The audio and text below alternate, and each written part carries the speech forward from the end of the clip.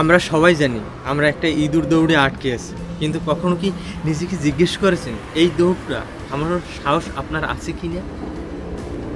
খেয়াল করে দেখুন আমাদের জেনারেশনের লাইফ স্টাইলটা এখন কেমন হয়ে গেছে। আমরা সপ্তাহে 40 থেকে 60 ঘন্টা খাটছি, টাকা নিয়ে দুশ্চিন্তা করছি, আমাদের পুরো জীবনটাকে সাজিয়েছি কেরিয়ার আর বেতনের উপর ভিত্তি করে। আর কেন?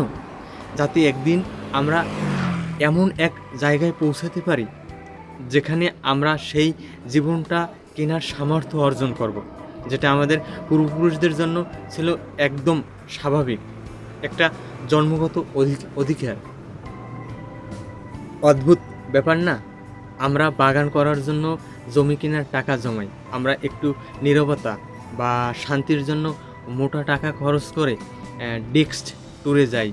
এমনকি আমাদের শরীরের যে স্বাভাবিক নড়াচড়া, সেটাকে আমরা এখন জিমের মেম্বারশিপের মাধ্যমে পণ্য বানিয়ে ফেলছি।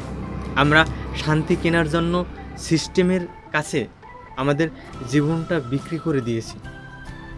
আপনি যদি এখন কোনো বার্ন আউট বা কোয়ার্টার লাইফ ক্রাইসিসের কথা বলেন, সবাই আপনাকে বলবে এটাই বাস্তব। কিন্তু সত্যিটা হলো আমরা এমন এক গন্তব্যে পেছনে ছুটছি যেখানে পৌঁছানোর কোনো প্রয়োজনই ছিল না। আমরা শুধু সিস্টেমের একটা সচল পার্টস হয়ে গেছি। তাহলে সমাধান কি?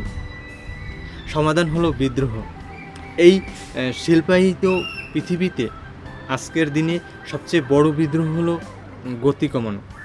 কাজের ডেস্কে বসে শুধু কাজ না করে জানালা দিয়ে একটু আকাশ দেখা, কোনো উদ্দেশ্য ছাড়া একটু হাঁটা, স্ক্রিন থেকে দূরে নিজের সাথে একটু সময় কাটানো, এগুলো এখন আর বিলাসিতা নয়, এগুলোই আপনার অস্তিত্ব রক্ষার লড়াই। কালকে সকালে যখন ঘুম থেকে উঠবেন, তখন কি আবার সেই ইঁদুর দৌড়ের নাম লিখিয়ে দেবেন, নাকি নিজেকে একবার প্রশ্ন করবেন এই দৌড়টা কি আমার নিজের, নাকি সিস্টেমের মেশিনটাকে সচল রাখার জন্য? উত্তরটা আমার কাছে নেই, উত্তরটা আয়নার ওপাশে থাকা আপনার কাছেই আছে।